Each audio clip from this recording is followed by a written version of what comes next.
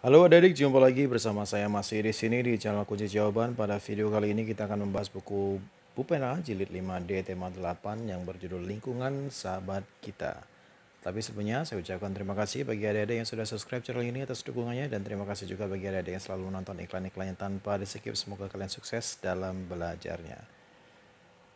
Bagi yang belum subscribe, silahkan subscribe jika video ini bermanfaat. Untuk mempersingkat waktu, langsung saja adik-adik dibuka bukunya halaman 29.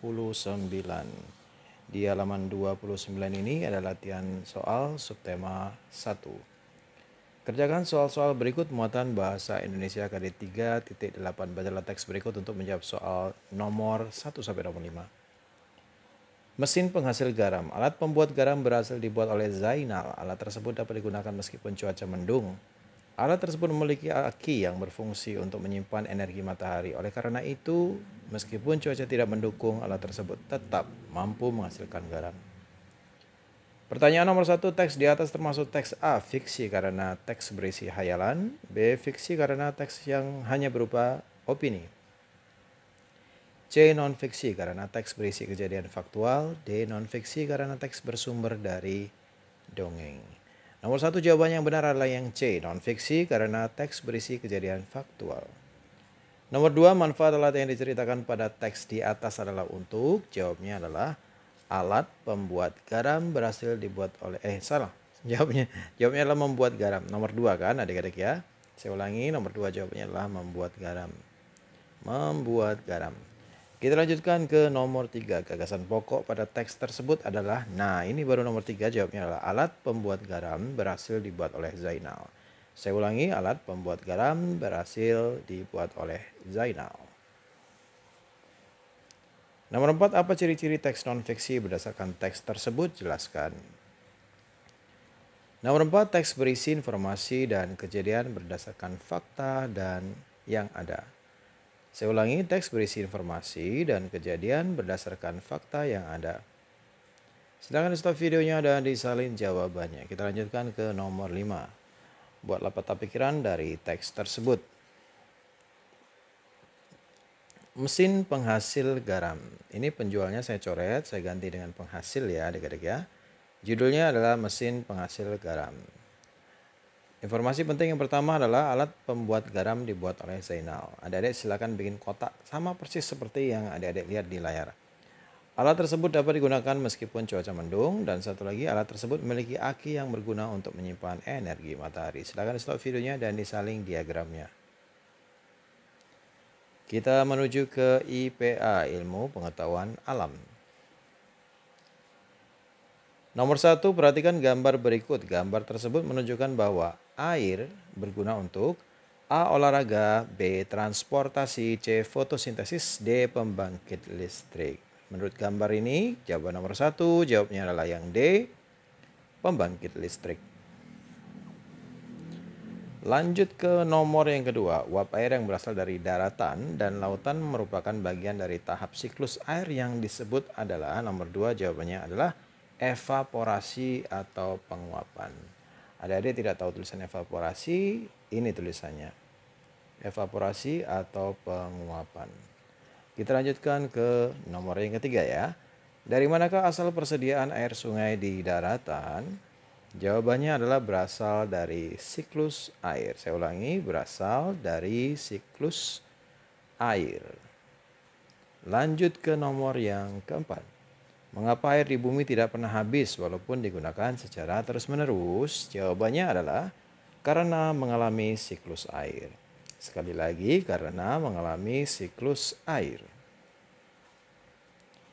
Nomor 5, buatlah bagan sederhana tentang siklus air. Setelah itu jelaskan setiap prosesnya dengan bahasamu sendiri.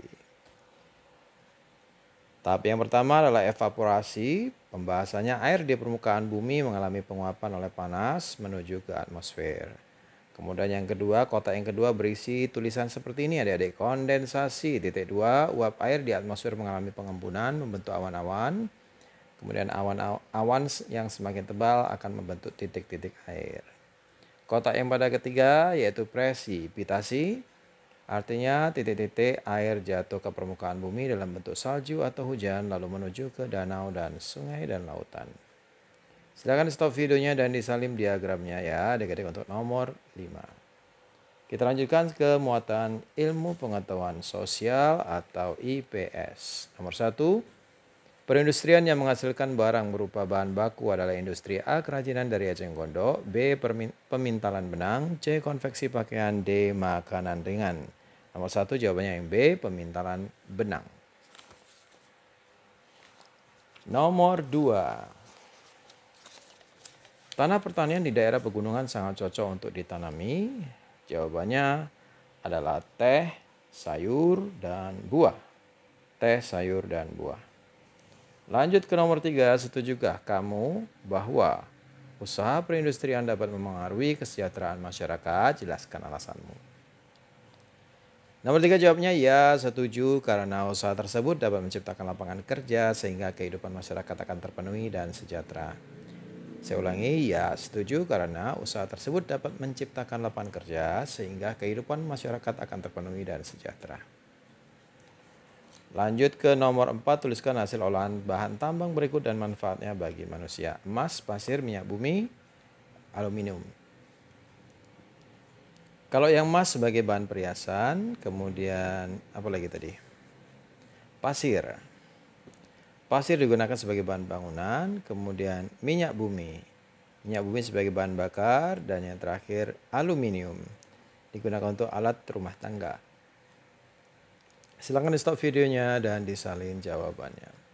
Lanjut ke IPS yang nomor terakhir, nomor 5, tuliskan kegiatan ekonomi yang dapat dilakukan oleh masyarakat yang tinggal di daerah pantai. Pasti adik-adik udah tahu ya. Jawabannya adalah menangkap ikan, memandu wisata, jadi pemandu wisata, kemudian menjual kerajinan kerang, dan lain-lain. Nangkap ikan, ya nelayan ya. Kita lanjutkan ke muatan pendidikan kewarganegaraan atau PPKN. Nomor 1, tari sedati merupakan contoh kesenian tari yang berasal dari pulau. Jawabnya adalah Sumatera. Karena ditanya pulaunya, kalau daerahnya berarti daerah dari mana? Aceh, ya, tari sedati. Nomor 2, Honai merupakan rumah adat dari suku yang ada di pulau. Ini pulau juga ya, dari jawabnya adalah Papua. Nomor 3, kunci dari persatuan dan kesatuan yang ada dalam masyarakat Indonesia yang beragam adalah adanya sikap apa? Jawabnya adalah sikap menghargai dan menghormati atau toleransi. Saya ulangi, jawabannya adalah saling menghargai dan menghormati atau toleransi. Lanjut ke nomor 4. Tuliskan contoh sikap saling menghargai dan menghormati yang telah kamu lakukan sehari-hari dalam menghadapi keberagaman sekolah. Ini jawabannya bervariasi, bermacam-macam. Tapi adik-adik jika berkenan dengan jawaban saya silakan ditulis ya adik-adik ya. Contohnya adalah ini tadi nomor berapa ya? Nomor 4 ya.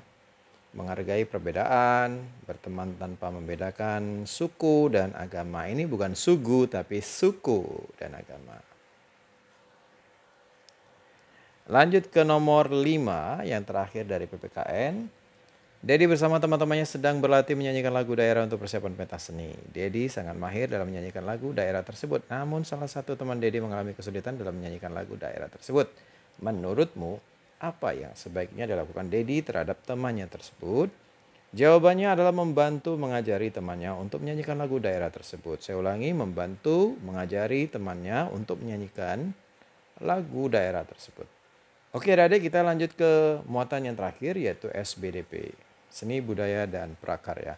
Nomor 1 contoh tangga nada natural yaitu A G mayor, B F mayor, C C mayor, D E mayor. Nomor 1 jawabnya yang C yaitu C mayor.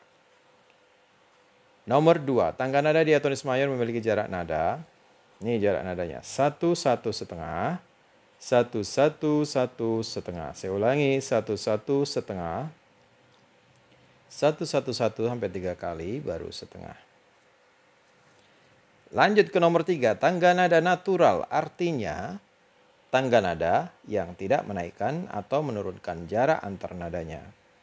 Tangga nada yang tidak menaikkan atau menurunkan jarak antar nadanya. Nomor 4, tuliskan masing-masing 2 lagu yang memiliki tangga nada mayor dan minor. Kalau mayor contohnya adalah Indonesia Raya, Maju Tak Gentar. Apalagi adik-adik? Masih banyak lagi ya. Maju Tak Gentar, kemudian Garuda Pancasila.